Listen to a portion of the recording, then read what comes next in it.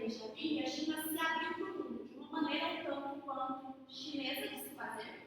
Então, a China apresenta uma abertura econômica, a China apresenta aqui uma redução do seu protecionismo, mas sem abrir mão de suas ideologias. Então, eu apresento como aconteceu isso comercialmente falando, a partir do final do século passado, e trago no primeiro capítulo o que eu considero que seja o marco temporal para a China se estabelecer enquanto uma concorrente a esse posto de novo hegemon, né, que é a crise de 2008, que é um momento que, globalmente falando, as estruturas são muito abaladas.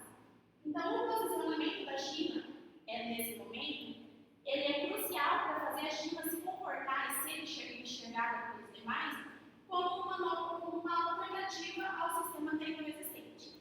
Então, no momento que os Estados Unidos e as potências ocidentais tiveram que retrair-se, reduzir sua influência perante o mundo,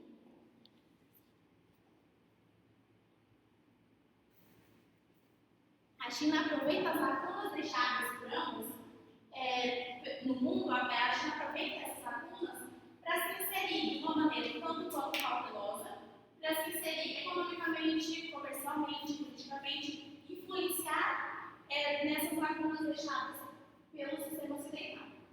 Então, a crise de 2008 é onde eu considero que a China passa a apresentar esse posicionamento. E aí, para entender como a China faz isso, eu achei importante a gente mostrar como a China constrói esse sistema bancário.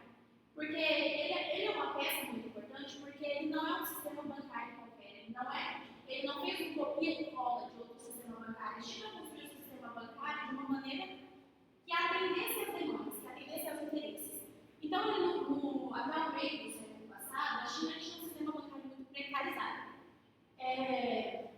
Os bancos não refletiam os interesses políticos nem nada do tipo.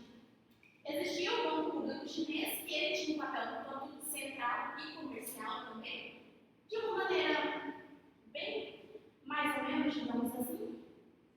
E aí, novamente, a partir de Deng Xiaoping, ele entende a necessidade da China aceitar contribuições tecnológicas, contribuições de conhecimento em geral, externas à economia chinesa, para consolidar esse sistema de uma maneira que ajude na contribuição do crescimento da chinesa. Então, a China passa a aderir elementos que são tanto quanto capitalistas, que são elementos principalmente do sistema da imposição do sistema do dólar, e a China passa a aderir a esses sistemas e transformá-los no que é útil para a China. Então, esse sistema bancário ele é reorganizado, novas instituições surgem, algumas instituições são reestruturadas, e o sistema bancário chinês passa a atuar em duas frentes. A frente principal, que são os bancos políticos, principal do meu ponto de vista somente, que são os bancos que são focados em desenvolver os âmbitos estratégicos para a China. Então, nós temos o Banco de Desenvolvimento Chinês, o Banco de Exportação e Importação e o Banco de Desenvolvimento Agrícola Chinês. Esses bancos financiam estudos que vão desenvolver esses aspectos. E também tem os bancos públicos, que são bancos comerciais, mas que ainda assim não deixam de refletir e de atender aos interesses do Estado.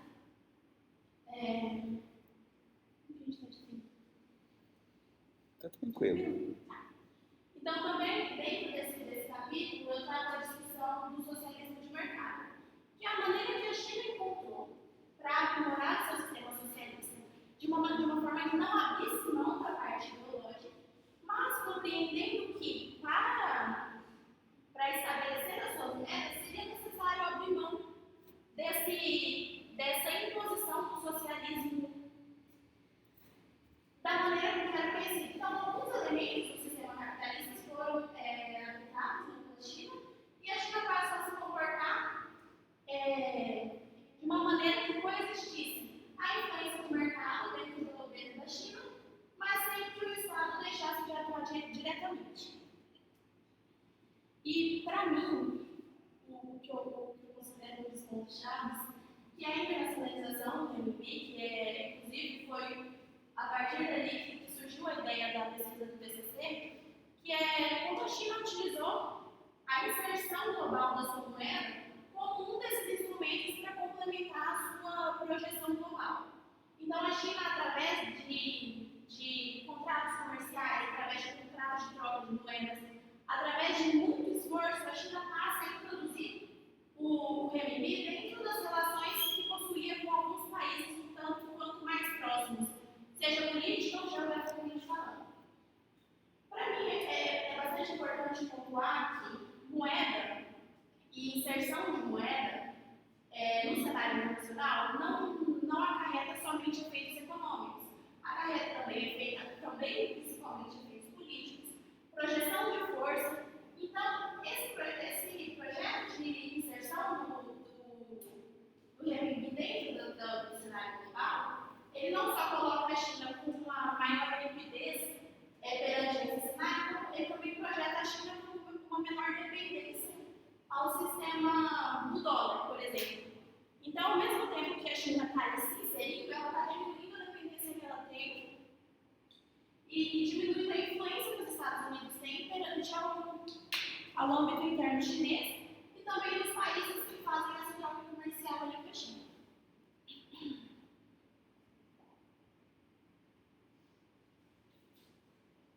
E aí, a partir desses elementos que são a construção do sistema bancário, a internacionalização da moeda, a China também usa um fator importante para se projetar globalmente, que é a construção de relações comerciais, fortalecimento de relações comerciais. Então, a China desenvolve, no ano de 2013, o projeto da Nova Rota da Seda, que basicamente é um projeto de infraestrutura, mas que ele é muito mais impactante no âmbito não tangível, digamos assim, do que no âmbito tangível. Porque a China utiliza a Nova Rota da Seda para se conectar, novamente, às lacunas deixadas pelo Ocidente. A China utiliza a Nova Rota da Seda para se conectar com essas lacunas, para se conectar com alguns parceiros comerciais que já existiam, mas que enfrentavam dificuldades, e a partir dessa Nova Rota da Seda, a China cria essa facilidade de relações comerciais, relações financeiras, relações culturais. Então, a Nova Rota da Seda interliga tudo o que a China projeta fazer perante o mundo. E, basicamente, para a consolidação e para a existência do Nova Rota da Seda, o principal elemento utilizado pela China são os fornecimentos. Então, a partir do Banco de Desenvolvimento e do Banco de Exportação e Importação, mais de 80% de tudo que é financiado, de tudo que é investido, advém dali. Então, a China utilizou essas instituições para projetar os seus interesses, projetar a sua estratégia e desenvolver o seu posicionamento perante o globo. Então, o terceiro capítulo ele faz uma recapitulação disso daqui. De maneira geral, e tentando sintetizar as ideias, a China constrói um sistema financeiro regido por um sistema bancário, regido por relações comerciais, regido por uma série de características muito próprias do governo chinês, que ajuda com que a China adentre o cenário internacional sem que seja refém do Ocidente e sem que projete as mesmas falhas que o Ocidente projetou ao tentar se projetar globalmente. Então, respondendo ao grande questionamento que é feito sobre a questão da ascensão chinesa, a China ela não tenta ascender como antagonista dos Estados Unidos. A China não tenta projetar esse papel de grande rival dos Estados Unidos. Ela apenas tenta reduzir a sua dependência, criar uma alternativa para os demais países e isso, consequentemente, a coloca enquanto esse ente em ascensão que, em algum momento, pode ou não confrontar-se com os Estados Unidos. Basicamente, essa foi a contribuição do meu trabalho. Eu gostaria de agradecer a vocês pelo tempo e estou aberta a perguntas.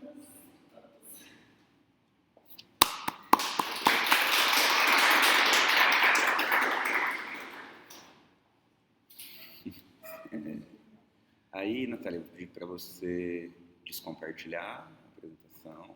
Isso.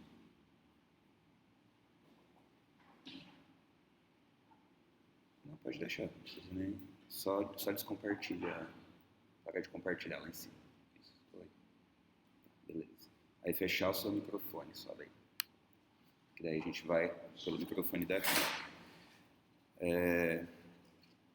E aí passar a câmera para... Não, o negocinho lá da cara.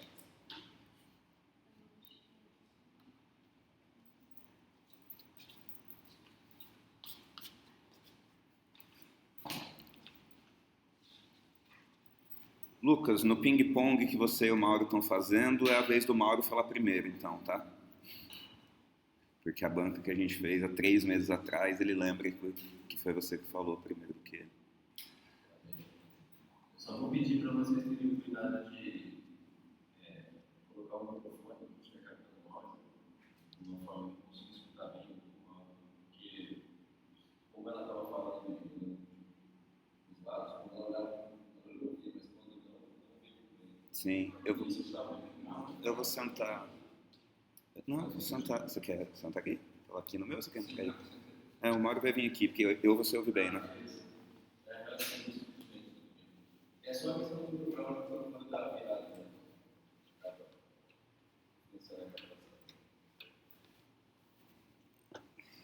E aí, Lucas, tá me ouvindo bem?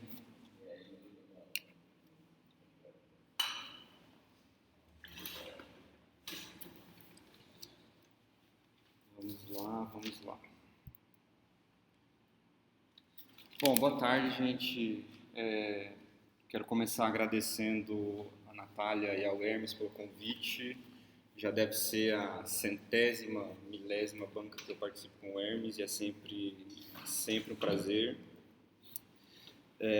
Os orientandos do Hermes têm apresentado boa maturidade de pesquisa, sempre TCCs, quase sempre, TCCs bem importantes, muito bons. O seu é o caso é um dos exemplos bons. Okay?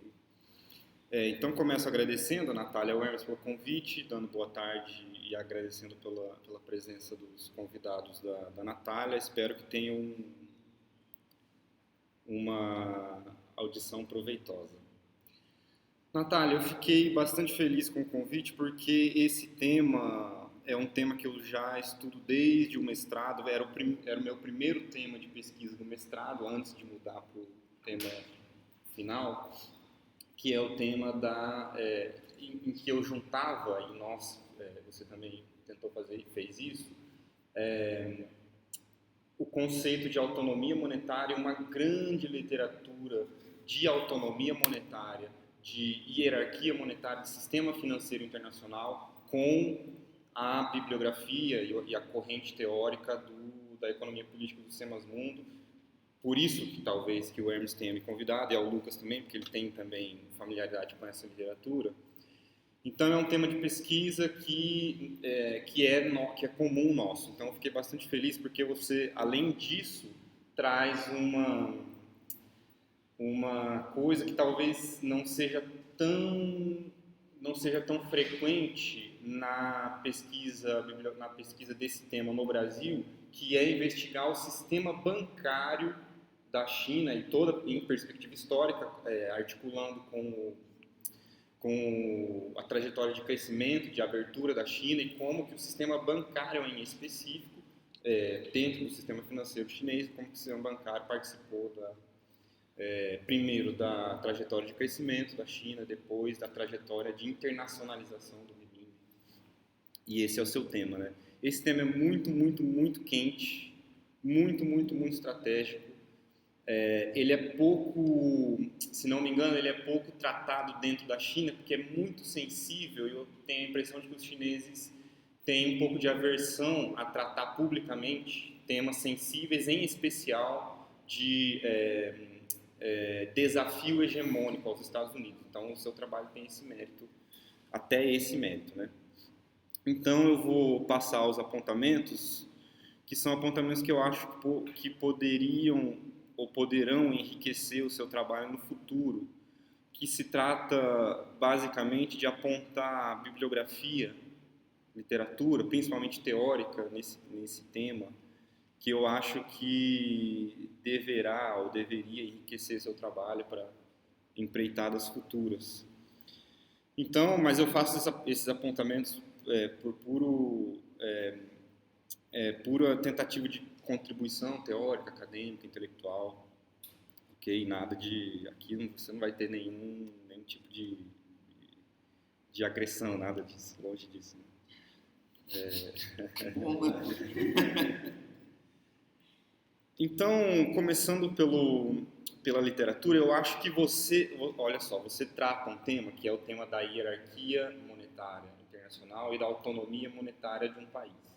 Este tema, como eu acabei de dizer, ele tem muita bibliografia, principalmente bibliografia estrangeira, porque a economia política internacional estuda muito esse tema relacionado aos Estados Unidos, chegou a tocar um pouco já na ascensão do renminbi com o Viking Green, mas essa literatura que eu vou te mencionar, ela é especificamente direcionada ao dólar e ao poder do dólar, mas conseguiu desenvolver teoricamente, conceitualmente, um corpo bem sólido que poderia te ajudar aqui a discutir autonomia monetária e hierarquia monetária. Eu estou me referindo a um autor que você citou bem en passant no seu trabalho, mas que deveria ter aparecido como, na minha opinião, como uma das espinhas dorsais do seu trabalho, que é o Benjamin Cohen.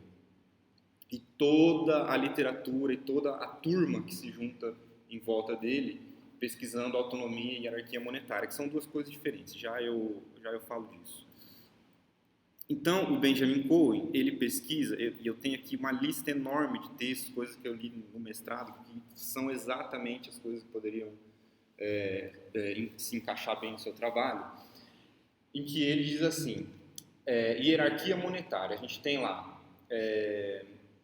uma lista de moedas nacionais, no caso do euro não é uma moeda nacional, mas suponhamos que seja uma moeda nacional, uma lista de moedas nacionais que tem uma quantidade muito grande de transações internacionais, tem uma quantidade muito grande de ativos financeiros denominados nessas moedas, então estou falando do dólar, do euro e do iene, e um mercado de capitais muito profundo, o que significa que essas moedas nacionais podem circular muito mais facilmente, ou seja, tem uma liquidez maior, a gente conversou sobre isso na matéria, tem uma liquidez muito maior, uma transacionalidade muito maior, e por isso se encontram no topo da hierarquia monetária. Eu acho que essa discussão não apareceu no seu trabalho e ela é extremamente importante. Então eu tenho, por exemplo, aqui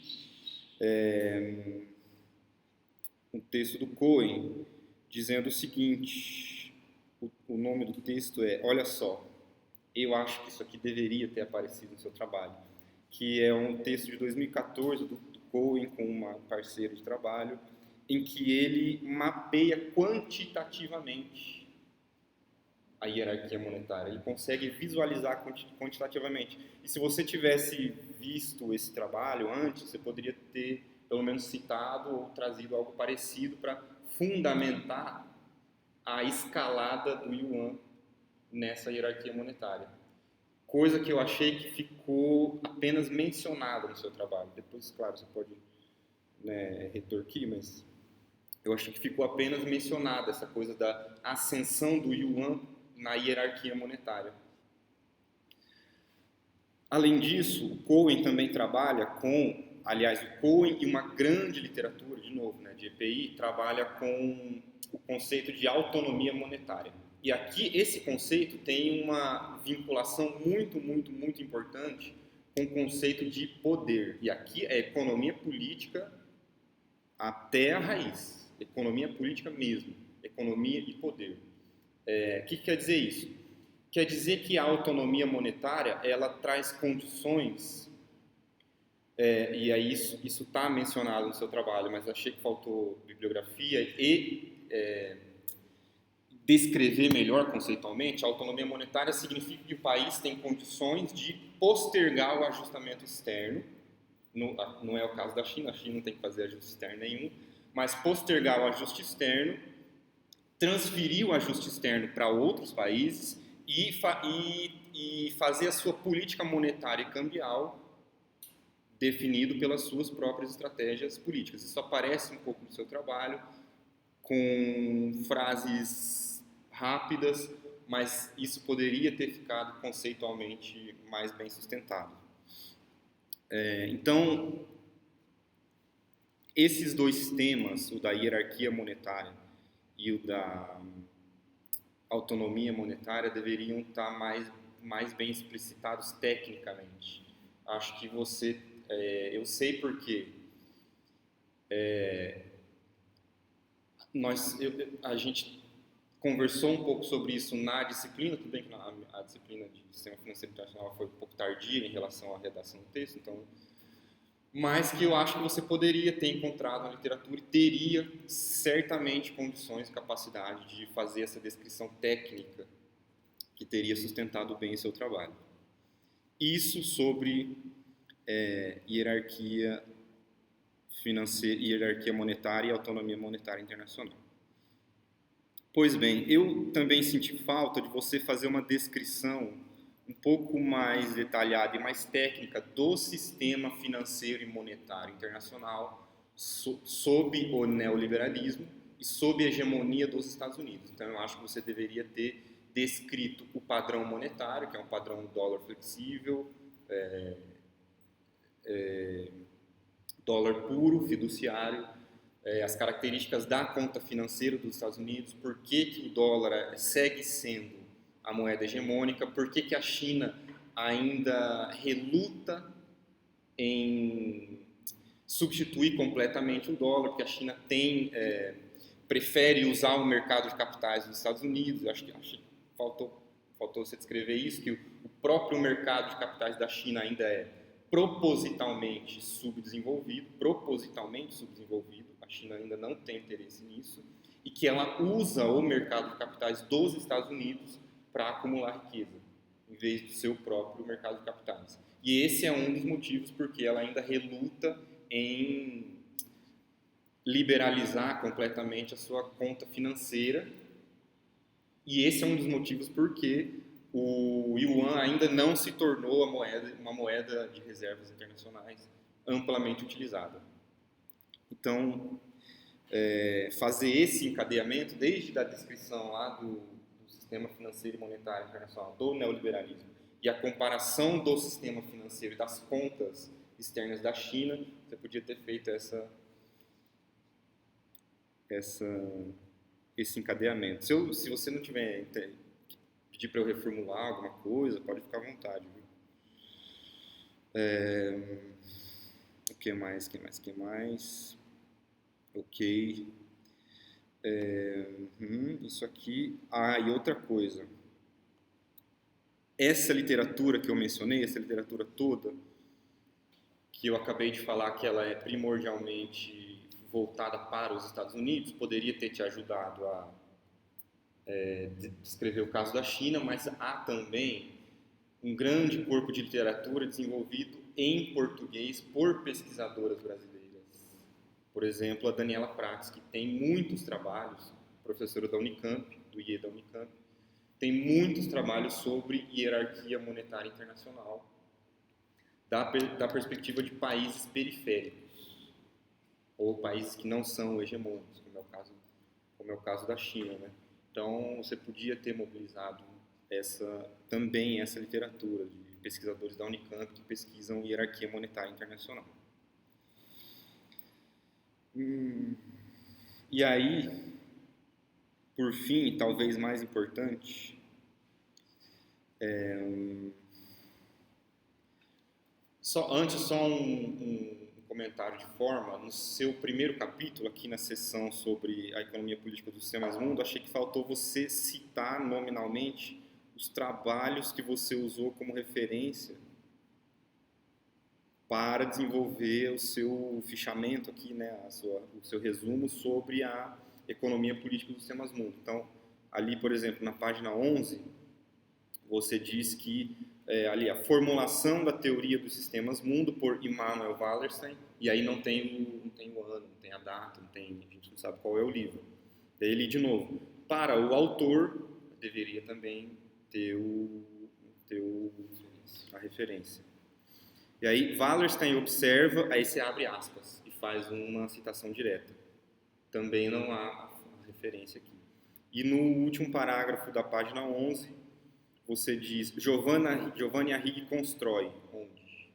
Qual a referência? Então, pequenos detalhes de forma. Mas o mais importante aqui é o seguinte.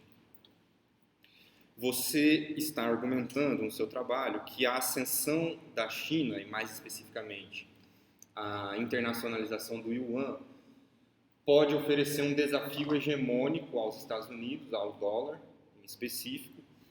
E aí eu achei que não ficou muito bem explicado como exatamente, porque você descreve a internacionalização do dólar através da iniciativa Cinturão e Rota. Ok, isso ficou bem descrito. Mas eu achei, depois você pode, de novo, arguir, que não ficou bem descrito como exatamente a internacionalização do yuan através da iniciativa desafia o dólar. Ok? Porque pode ser que sim, pode ser que não, depende de como vamos argumentar. Eu poderia dizer, não necessariamente, não desafia em nada, porque a China permanece atrelando a sua própria moeda ao dólar, não fixamente, mas permanece acumulando reservas em dólar. Permanece confiando no mercado de capitais dos Estados Unidos para guardar suas próprias riquezas. Então, permanece a China ainda preservando o poder hegemônico do dólar. Então, achei que faltou contrastar esses dois fenômenos. E, por fim, você diz na página 50, você diz o seguinte... depois de você ter apontado uma dualidade da China, que é eu internacionalizo a minha moeda ou não? Vou ou não vou? A China está nessa, né? Vai, não vai. Depois de ter feito isso, depois de ter dito isso, você diz que a internacionalização do yuan se parece mais, estou citando literalmente, se parece mais com um mecanismo de busca por autonomia do que uma tentativa de instaurar uma moeda hegemônica. Está dito na sua página 50. E eu acho que nessa página 50, eu escrevi aqui, você parece concluir que não há intenção da China em promover um desafio hegemônico. Se foi isso. Aliás, não há intenção da China em substituir a hegemonia do dólar. Foi isso que eu entendi, pelo menos. Dessa frase aqui, se parece mais com uma busca por autonomia do que tentativa de instaurar uma moeda hegemônica. Principalmente porque, na sua conclusão, você diz, a hipótese central deste trabalho se confirma. O sistema financeiro chinês constitui um vetor de transição hegemônica. Não sei se eu me fiz claro, mas me parece que há uma incoerência ali nas suas conclusões. Beleza, Natália? Por enquanto, só isso. Muito obrigado de novo. Espero que possa contribuir para o avanço da sua pesquisa, da sua formação acadêmica. Beleza? Muito obrigado. Passo a palavra para o Alex.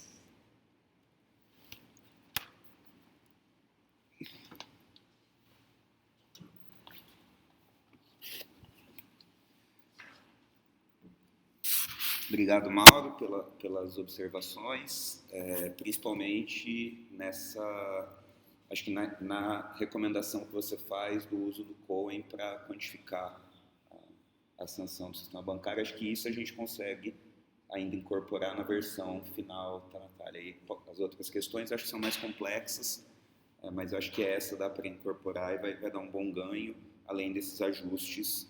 E aí depois você responde para ele sobre essas questões da Rota da Seda, mais especificamente, e da disputa hegemônica, que eu acho que é isso que você vai ter que... Eu tenho muito fichamento, muito texto, se vocês decidirem mexer nisso depois. Beleza.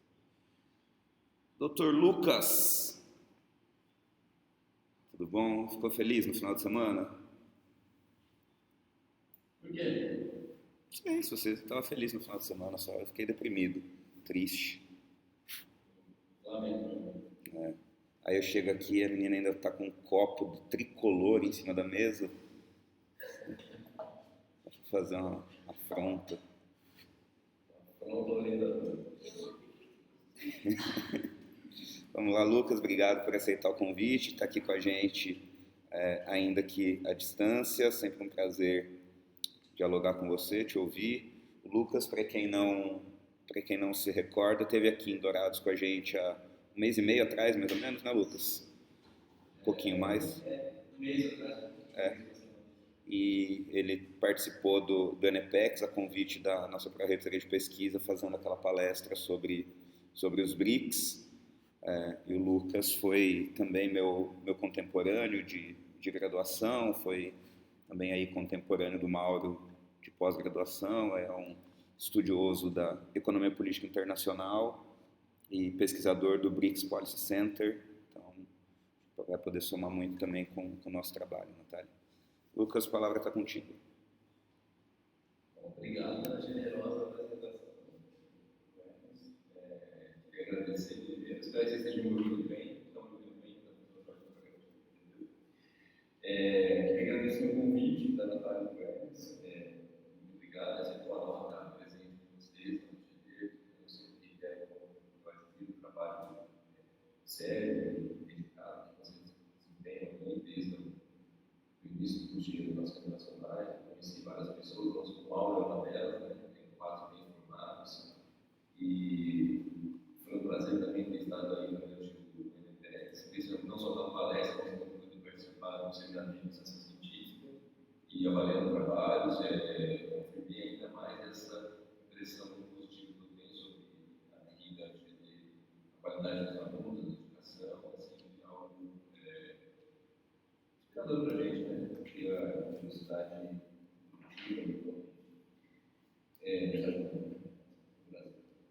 enfim, bom, queria também parabenizar a Natália Gomes pelo trabalho, né? A gente sabe como que é difícil o trabalho com FIA, toda a pressão que existe por detrás disso, a cobrança, né? A gente tem um trabalho de qualidade, e vocês com certeza gostaram disso.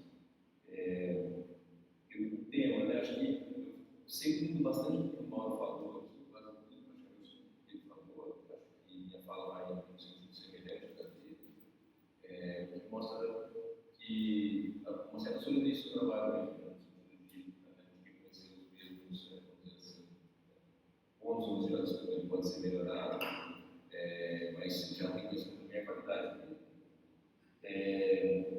Esse tema é muito interessante, é uma cachaça a mais deliciosa cachaça da economia política internacional, que é essa preocupação da transição sistêmica. Né?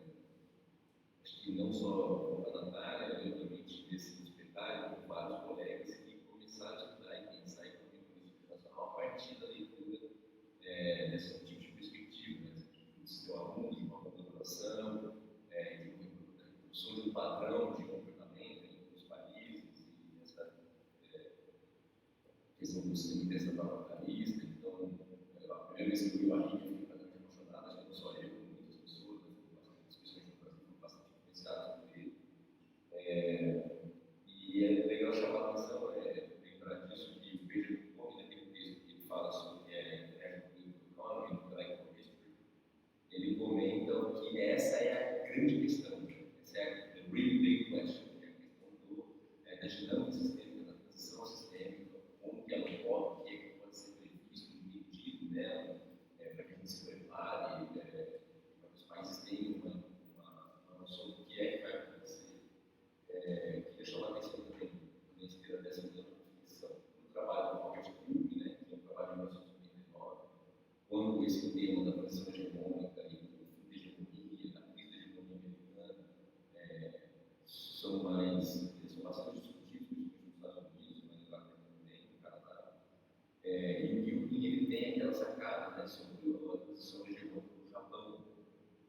E isso é muito curioso porque ele é talvez o principal autor de economia política internacional, um dos fundadores da dele, desde o início dos anos 70.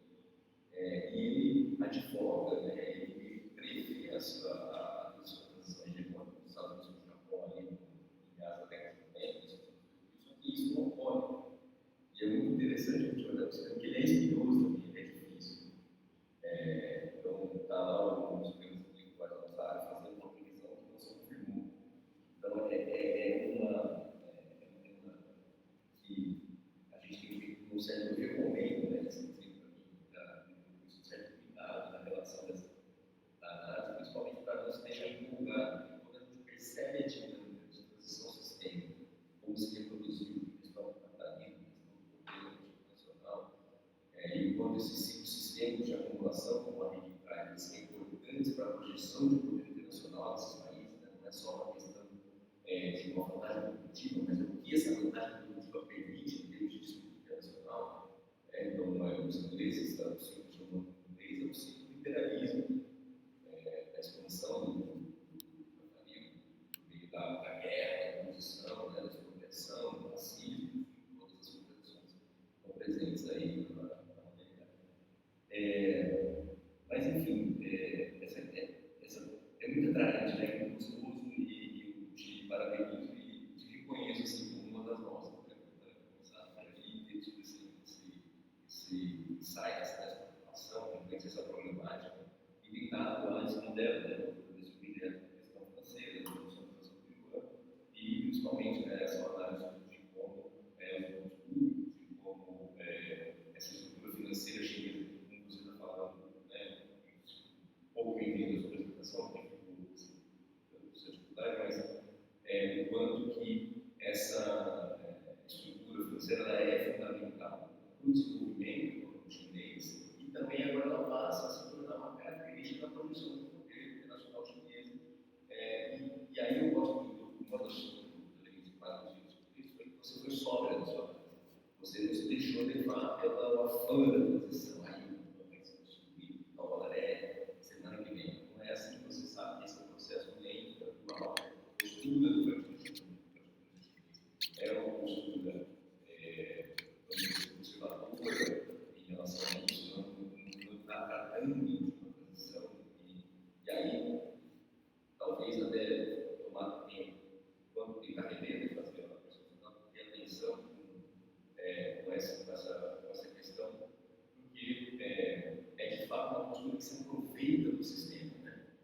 E futuramente, né, no médio e longo prazo, projeta-se, né, a maior internacionalização do tempo e aí a gente não sabe o que pode acontecer lá na frente, né? Nesse cenário aí, as consequências tem que crescer substancialmente, o que vai acontecer no de capital chinês, no qual a forma de principal decide a alimentação do seu tempo, de capital no sentido. Então, a impressão do trabalho geral é positiva, o campo da generalização do argumento, também essa possibilidade da análise que eu mencionei. Eu acho que tem alguns elementos que poderiam melhorar um pouco, talvez um pouquinho de atenção para o estilo, né? Eu preparei uma alternância de estilos, então, por exemplo, a sua introdução não está na mesma qualidade dos seus capítulos. Sabe? Eu acho que os seus bons capítulos merecem uma introdução que acompanhe-nos.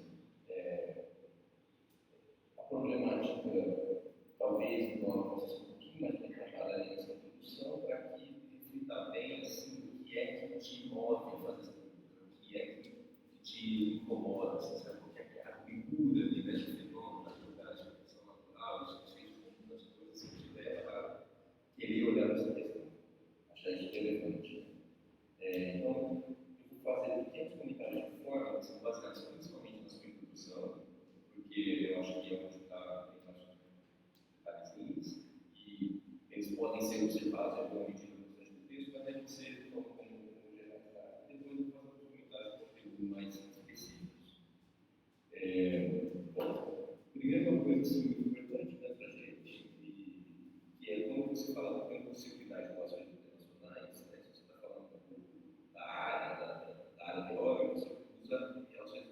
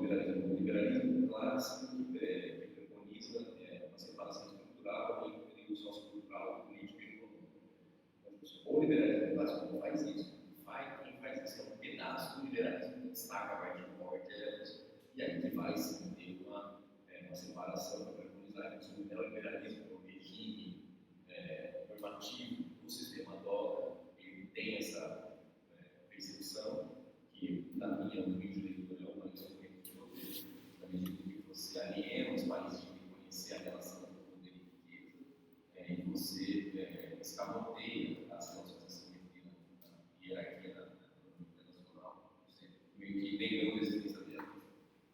Então, só tem cuidado ali nessa questão. E um detalhe que você coloca assim, perspectiva, você está falando das teorias, né, do sistema econômico, perspectivas de períodos finitos do sistema internacional. Quando você for escrever uma área assim, já consolidada, conhecimento e tal, é você usar o termo oficial deles, né? Então, tem problema com o sistema único. Tá? Em perspectiva de períodos finitos, eu entendo que você quis falar assim, o pessoal que usa aqui o seu sistema de informação, né, reconhece a existência de economia pública, como que isso mostra nessa data. E esses caras, obviamente, vão ficar mais precisos da gente. E tem também na parte 3, que é neoliberalismo. E acho que se quiser, neoliberal. Vamos lá. Dimensão do conteúdo. A primeira questão que tem é uma questão sobre a psicose, né? Psicose, falando assim, a hipótese de ascensão chinesa é um efeito colateral da consolidação de uma característica financeira nacional robusta, estrategicamente orientada, pode praticar no exterior de construção negativa, graduais de hegemonia latino-americana. E aí, da forma que parece que a ascensão chinesa é efeito colateral de uma consolidação de uma estrutura financeira interna. E isso, por mais que isso seja de fato muito importante, é um óbvio que isso ocorra, porque se tem um país projetando internacionalmente, galgando o espaço internacional atualmente, o sistema financeiro desse país é fundamental nesse processo. Mas acho que de fato existe uma dimensão de importância, mas aí talvez em relação às características, às configurações dele. E não é algo que você vai trabalhar para a versão final, mas apenas para que você tenha essa provocação aí para voos futuros.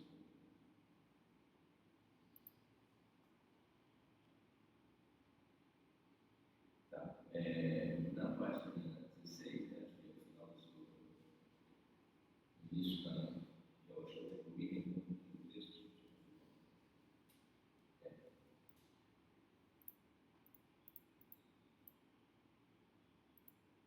Você coloca assim, nesse sentido, a trajetória da China pode ser estudada como uma materialização de uma transição hegemônica em curso. Você está falando da transição hegemônica que está ocorrendo, que não apenas desloca o centro do mundo mundial, mas também coloca um questionamento do padrão ocidental de hegemonia que estruturou o capitalismo pós-4 séculos. E aí eu acho que assim, para você sustentar isso, você precisaria, e eu senti um pouco de falta disso no texto, embora isso também não seja tão simples, mas descrever como que ocorre a mudança de um sistema de acumulação todo. Né? Se você está usando o ANIC e o conceito de sistema, acho que falta essa explicação um pouco mais clara. No caso dessa transição, nos casos para chegar qual que é a inovação, como supera, como é que torna essa dimensão cognitiva mais positiva. E eu acho que é importante ter essa dimensão, né, de que isso também é composta, né? Ou seja, ter cuidado com essa análise, né, essa questão da transição, você toma cuidado com essa informação muito categórica. Uma transição hegemônica no curso, acho que o que ocorre hoje, que a maioria da literatura conhece, é que existe a transição de uma ordem internacional unipolar, né, de supremacia militar, econômica, não só financeira, mas produtiva também, americana, para uma multipolar, onde você tem a ascensão de novos centros, né, principalmente na Ásia, sobre o start dele, vamos dizer assim. Mas é uma formação que também tem uma dimensão estratégica internacional na Rússia e na seção dos BRICS, enfim. Então você tem não necessariamente a transição para uma nova hegemonia. A China não está ainda, embora ela esteja se preparando para, e parece que já definiu a trilha, o caminho de como ela vai reconhecer as limitações que o sistema e a ordem internacional tem atualmente, como ela vai oferecer uma solução hegemônica, estrutural, para esse arranjo internacional que permita aí a manutenção de relações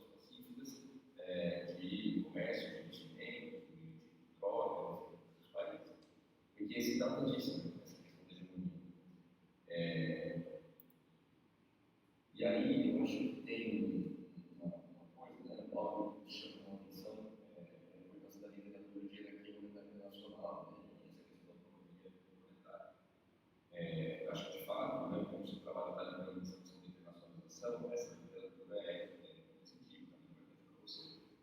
Mas tem sentido falta também de você ter trabalhado um pouco mais, já que falando da transição hegemônica, ou conceito de hegemonia, não a mim, porque é um dos primeiros autores a tratar isso em relações internacionais.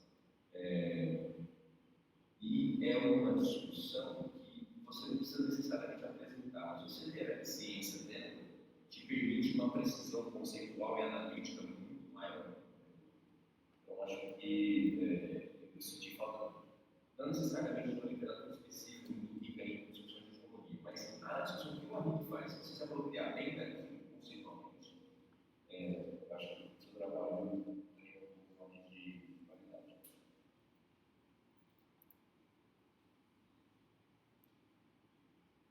Bom, outra questão que eu queria chamar a atenção, e aí acho que conecta com o que o Paulo falou, você sentir falta de você descrever um pouco mais o sistema nórdico. Porque, de fato, se existe uma nova hegemonia na transição hegemônica, você faz com os limites do sistema anterior. Porque o sistema anterior vai estar funcionando plenamente, com direitos não empregam, e que existe uma demanda no sistema. E essa questão, na minha opinião, é relacionada à possibilidade de desenvolvimento e à margem de manobra que os países têm, a autonomia que os países efetivamente têm de realizar uma política econômica nacional de desenvolvimento. Eu estou falando isso porque a integração da economia chinesa, da economia nacional, nesse sistema de dólar, nessa normatividade neoliberal, ela é orientada à exportação, ao desenvolvimento do meio da produção, porque esse é um dos únicos caminhos possíveis para o desenvolvimento econômico autónomo. E ele tem custos elevados que os chineses pagaram no processo. Você precisa até conseguir conquistar a estabilidade macroeconômica, as reservas internacionais da China. Você passa um período de dificuldade de gestão dos dólares que você consegue, você conquista, né? E vender os produtos. E como você vai melhor aplicar, como você vai melhor aplicar a questão do estoque. E até que existe essa folga macroeconômica, trilhões de reserva, tem um preço se pagar.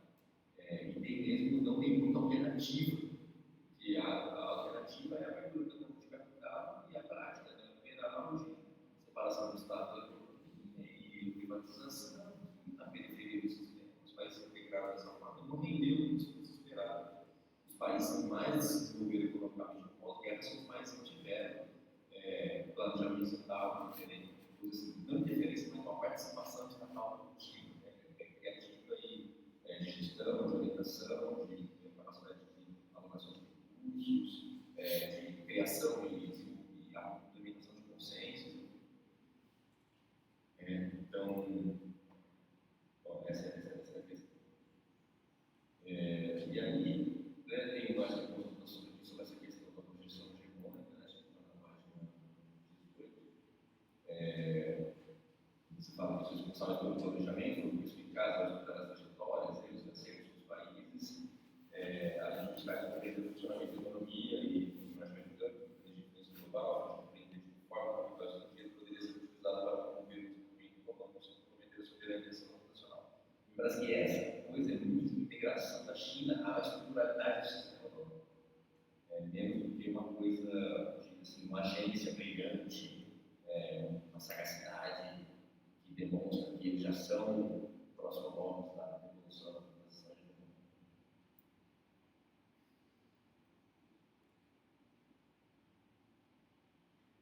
E aí, na página 21, você coloca assim: sobre a ótica de Armin, sempre o processo ameaçava a saída do controle e provocar o colapso do sistema, os principais estados capitalistas cooperavam para afastar o perigo, deixando evidente a existência de um pacto entre as potências centrais para sustentar o avanço existente. Né? E aí você estava descrevendo os acordos de Plaza, né, e o processo de liberalização financeira, do mercado financeiro, e como isso faz parte de uma estratégia de atração dos capitais, né, dos Estados Unidos. E aí, de novo, essa questão de tomar um pouco de cuidado com a afirmação categórica, assim, a existência de um pacto entre as potências centrais parece que é um pacto secreto, que é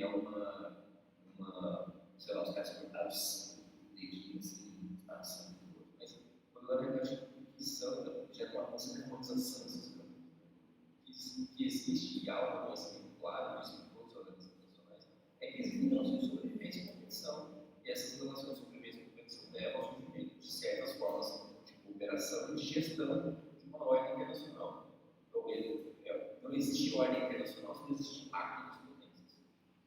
existiu uma adicionalidade, uma governança construída, um acordo, né, com os rendimentos. E aí aqui mais um ponto, eu acho que essa discussão que você deixou no livro aqui seria uma composição analítica maior, que obviamente pode ficar ali trabalhando as ideias. Tem uma questão das bolhas, né? Acho que o surgimento de bolha no mercado e a estabilidade do sistema dólar não está relacionada com a questão da simetria, né? Os Estados americanos disponibilizam títulos e tem déficit comercial, e a China faz poupança e compra esses títulos, e isso gera uma simetria e uma instabilidade. As bolhas são naturais do processo de funcionamento do mercado, elas estão associadas à perspectiva de desvalorização. A gente está vendo isso acontecer agora com a inteligência artificial. E no caso das bolhas financeiras, uma lógica semelhante às guias, mas elas são muito mais prejudiciais por conta do potencial delas de estruturarem a própria organização econômica, no sentido de gerar um encarecimento muito grande do crédito, das formas de liquidez, enfim. Mas eu queria chamar a atenção que não é a simetria e essa simetria sistêmica que você escreveu que produz as bolhas e as crises, mas sim é a normatividade neoliberal que preconiza uma desregulação da economia e uma maior autonomia e liberdade dos agentes financeiros que não conseguem lidar com a estabilidade financeira endógena dos sistemas financeiros. E aí há um dos grandes defeitos da ordem sistêmica estadunidense até hoje. A questão das crises nucleares, que você acertadamente destaca, a crise de 2008 foi aí um momento de inflexão, né? Um momento de inflexão da hegemonia americana.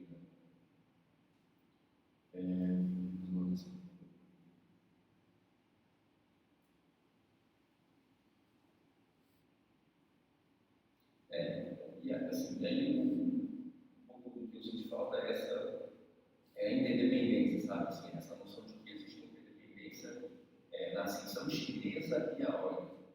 A China tem uma prática, alguns críticos vão dizer que são mercantilistas perante essa ordem.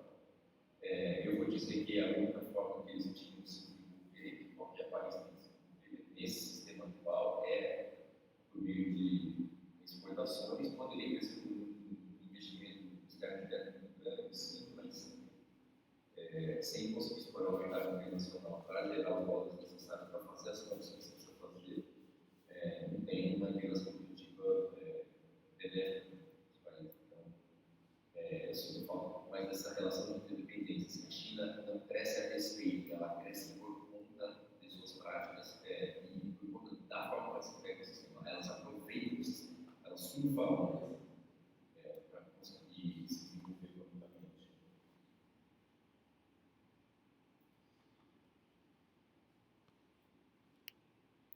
Lucas, só desculpa rapidinho, porque isso é exatamente aquele seu comentário sobre a definição do ciclo sistêmico de acumulação. Quando você fala que seria importante para a Natália ter definido o funcionamento da transição dos ciclos, porque uma das características que o Arrighi identifica para montar a tese dele dos ciclos é justamente essa, que no período da financiarização do centro daquele ciclo, você tem paralelamente o processo de expansão produtiva em uma outra região, acontecendo em um outro local. Então, quando você fala que a China não faz isso a despeito do sistema, mas dentro do sistema, se aproveitando do sistema, se aproveitando justamente do funcionamento do ciclo, né? Então, acho que aquele teu comentário lá atrás vai ajudar ela a organizar essa fala daqui da frente. E aí, só acho que é o último ponto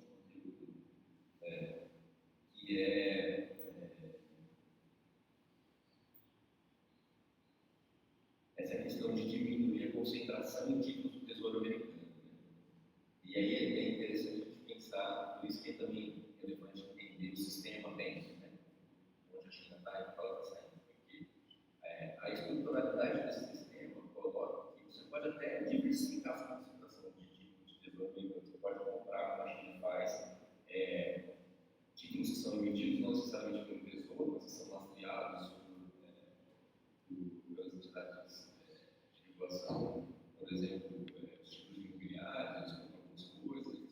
diversificar.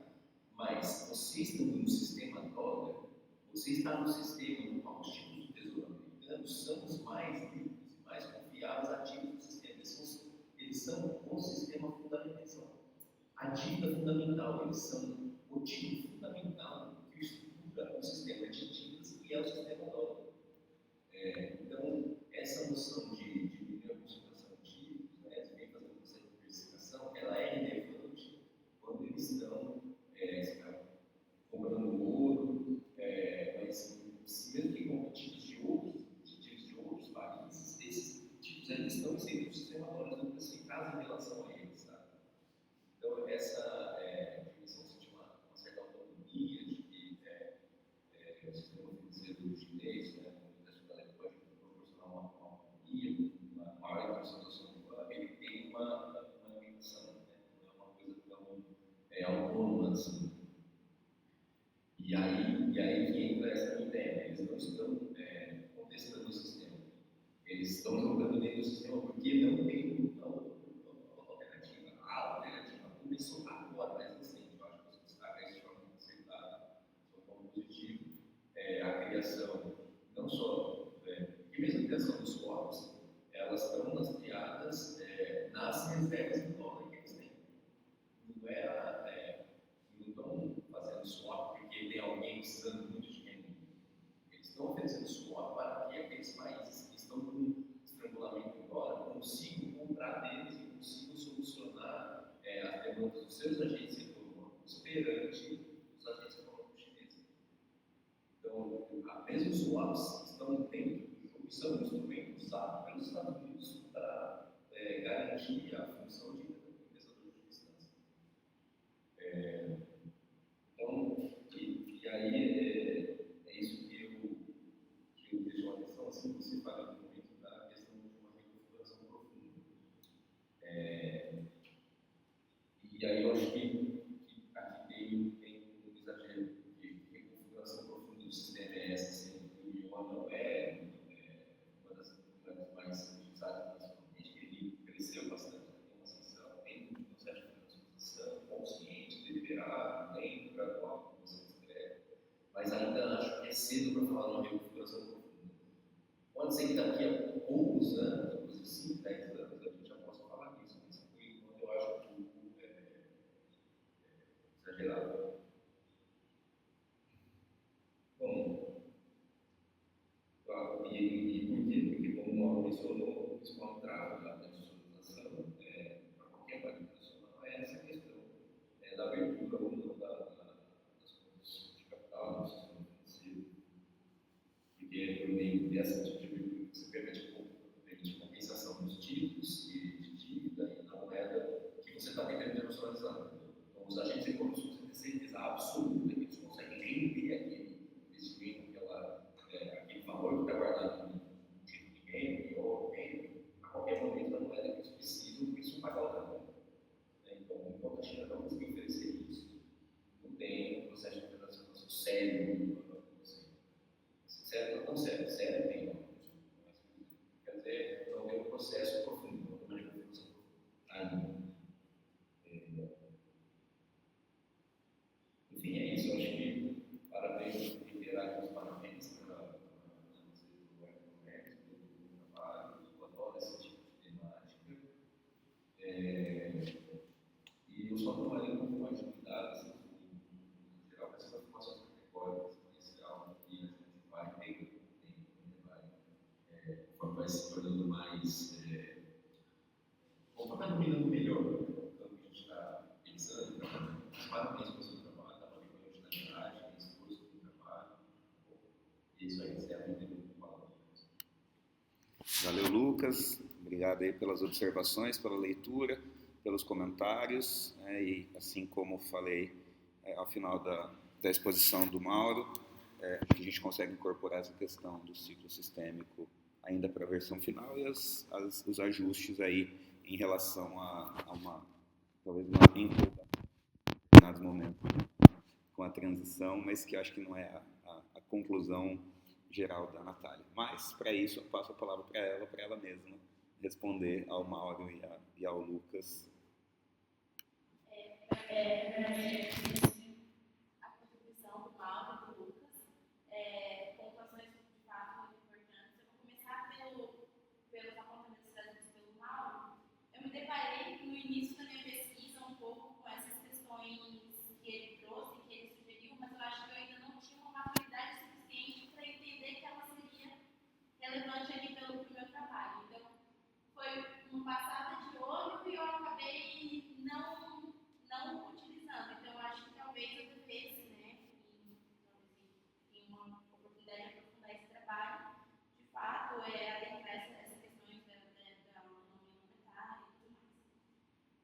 também, eu passei secundariamente, eu me deparei com bastante autores que eu citava, mas eu acabei cometendo o erro de não procurar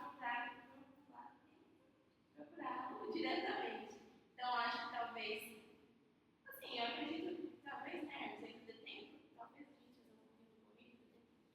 Acho que sim, acho que aquela questão bem específica do... Eu acho que sim.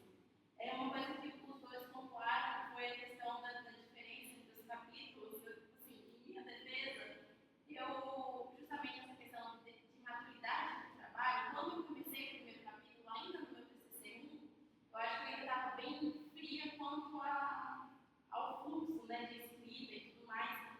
Então, eu escrevi o primeiro capítulo, dei uma pausa ali, e eu acho que a partir do segundo capítulo eu fui pegando mais o jeito. Deveria ter voltado, reestruturado melhor de fato. Lendo o primeiro capítulo, eu consigo reconhecer onde que está faltando um pouco de estrutura, né?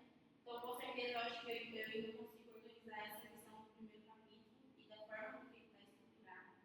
Mas, basicamente, a literatura do Arrigue é a literatura dos livros, né? São livros que, inclusive, eu me deparei dentro da Faculdade de Relações Internacionais. Então, assim, meus fichamentos já estavam prontos para essa questão. Então, talvez por isso eu tenha parado em citá-los diretamente. As demais questões que foram pontuadas pelo Mauro, eu acho que são coisas que a gente consegue, ou se não me alocando dentro do trabalho final, eu posso depois aprofundar, né, que aí seriam conceitos um pouco que precisam um pouco de mais atenção.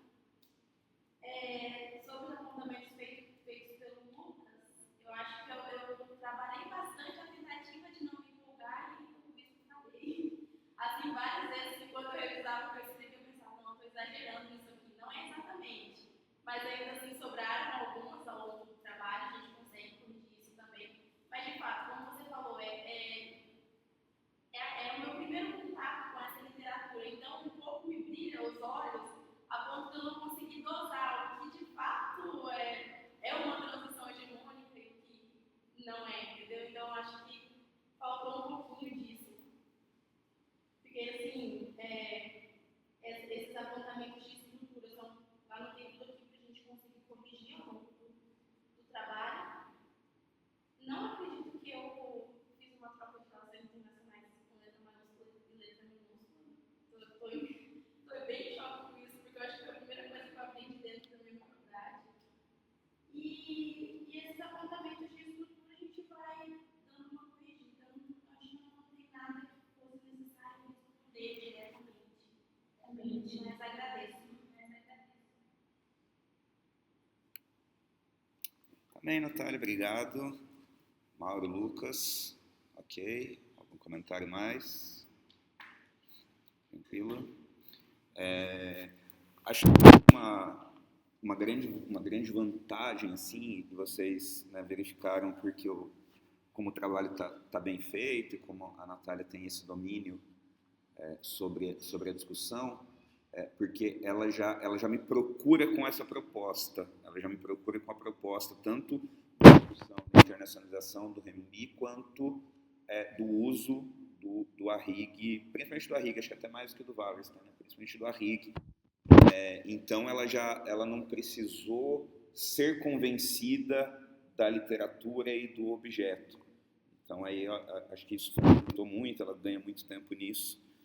E me pareceu, do ponto de vista de um trabalho de conclusão de curso, que não é desdobramento de uma iniciação científica, porque a Natália não teve esse, né, não foi uma bolsista PIBIC que fez IC, fez os relatórios de IC e depois fez um TCC, me pareceu um trabalho muito maduro, muito, assim, do ponto de vista do que se espera de uma pesquisa acadêmica. Não foi só um TCC para concluir curso, foi efetivamente um trabalho de pesquisa acadêmica num tempo mais curto, e aí vão aparecer algumas questões, talvez sem aprofundar em toda a bibliografia que precisasse, mas Natália participou do grupo também, com o Thiago, o Nicolas, o Leonardo, né, com o pessoal, então a gente teve essa reflexão de grupo de estudos que, em alguma medida, ajudou e trouxe esse resultado que eu enxergo muito satisfatório. E, além disso, acho que é uma grande autonomia dela, né? Então, a gente teve poucas reuniões, foi, né, mais pontualmente, assim, para direcionar, para fazer as divisões e depois para dar algum feedback muito específico, principalmente o que fazer para fechar o texto, né, como caminhar com o último capítulo, mas ela foi também muito autônoma, muito independente, e acho que ela tem aí um grande talento, que se tiver interesse de permanecer fazendo pesquisa e algo desse tipo, você tem grandes chances aí. Acho que é isso, gente. Eu vou pedir para vocês agora darem uma volta lá fora, tomar uma água, conhecer os corretores. Aí a gente já chama vocês e aí vocês chamam também os tios dela de volta. Eu consigo.